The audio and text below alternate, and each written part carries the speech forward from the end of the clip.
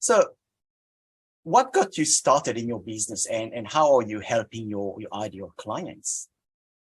I think understanding their needs. I guess the key was always trying to find the right funding solution. I think is where a lot of our developers are looking for answers, alternative options. Of course, everyone knows about major banks, but obviously there's other options out there as well that maybe most people may not know. But definitely trying to find solutions as markets evolve. That's really what I find quite exciting to work with. And yeah, trying to find that funding solution, either through structuring the deal, senior debt, junior debt, could be mezz, could be equity, could be other solutions out there. So that's pretty much what we specialize with. Yeah.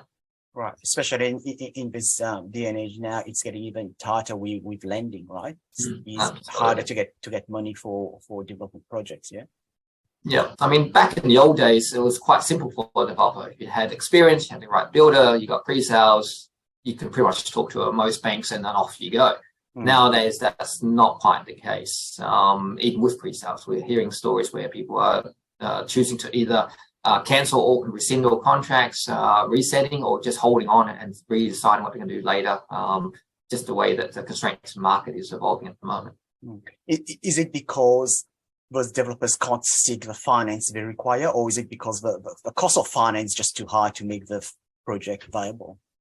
Good question. I think the market's evolved a lot. Obviously, with pre-COVID and post-COVID conditions, construction costs escalated.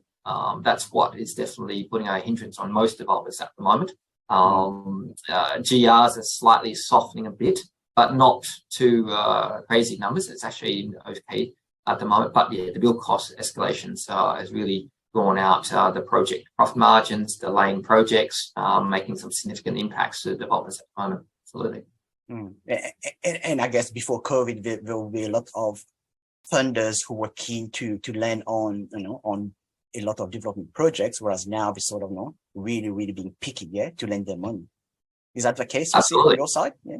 Yeah, they're definitely a lot more cautious. They're looking more thoroughly into every single project. They're looking at more details of each application, a lot more scrutiny. They look at financials of the builders, very importantly these days. So the builder might have a strong reputation, might be doing a lot of product in the past, but right now, how many projects are they doing? How's their financial, and how much cash flow have they got? So that's crucial at the moment.